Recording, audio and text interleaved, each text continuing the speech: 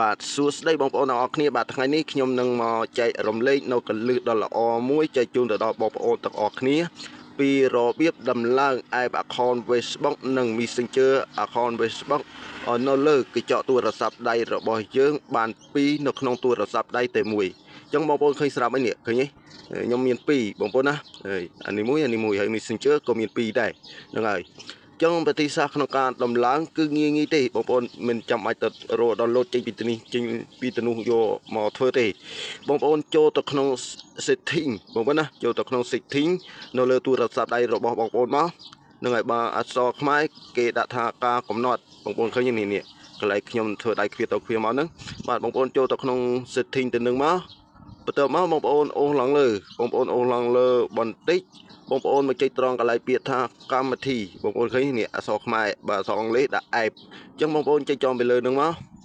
បាទចុចចំទៅលើដូចខ្ញុំអញ្ចឹងមកបន្តមកទៀតបងប្អូននឹងឃើញទម្រង់បែបនេះតើមកបងប្អូនអូសឡើងលើបន្តិចបងប្អូនមករកមើលពាក្យថា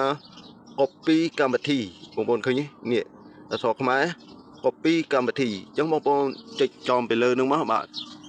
បន្ទាប់មកបងប្អូននឹងឃើញកម្មវិធីដែលបងប្អូនចង់ដំឡើងដូចជា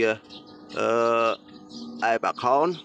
Messenger account Facebook Telegram TikTok អីជាដើមអញ្ចឹងឧទាហរណ៍ថាខ្ញុំចង់ដំឡើង TikTok មួយនេះឲ្យបានពីរព្រោះវាមានតែមួយបងប្អូនមកចុចបើកត្រង់កន្លែងនេះបងប្អូនណាមកចុចបើកត្រង់ទៅនឹងមកបាទចុចបើកឲ្យចេញ Q អញ្ចឹងហ្នឹងហើយបន្ទាប់មក TikTok នេះនឹងលោតទៅលើកញ្ចក់ទូរស័ព្ទដៃរបស់យើងបានមួយទៀតហ្នឹងហើយឧទាហរណ៍បងប្អូនចង់ដំឡើងអីទៀតបងប្អូនចុចដំឡើងបើកមកហ្នឹងហើយបើកដូចខ្ញុំបង្ហាញមិញហ្នឹងមកជាការស្រេចទៅមកទៀតបងប្អូនអាចធ្វើការចូលទៅ log in នេះបងប្អូនឃើញហ្នឹងហើយបងប្អូនអាចចូលទៅធ្វើការ log in ប្រើប្រាស់ដូចជា app account ដែលយើង download ចេញពី Play Store ដែរបងប្អូនណាហ្នឹងហើយអត់ខុសគ្នាទេហ្នឹងហើយអញ្ចឹងវីដេអូនេះខ្ញុំបញ្ចប់តែប៉ុណ្្នឹងចុះបាទមុននឹងបញ្ចប់សូមធ្វើការខន្តីនិងអភ័យទោសទៅដល់បងប្អូនទាំងអស់គ្នាផងបើសិនជា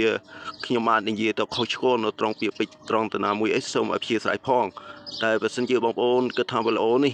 មានប្រយោជន៍ទៅដល់បងប្អូនសូមជួយលើកជាកម្លាំងចិត្តដល់ខ្ញុំបាទម្នាក់មួយផងចុចជាវនិងដាក់សញ្ញារូបកណ្ដឹងឲ្យខ្ញុំបាទម្នាក់មួយផងបាទសូមអរគុណនិងសូមជម្រាបលា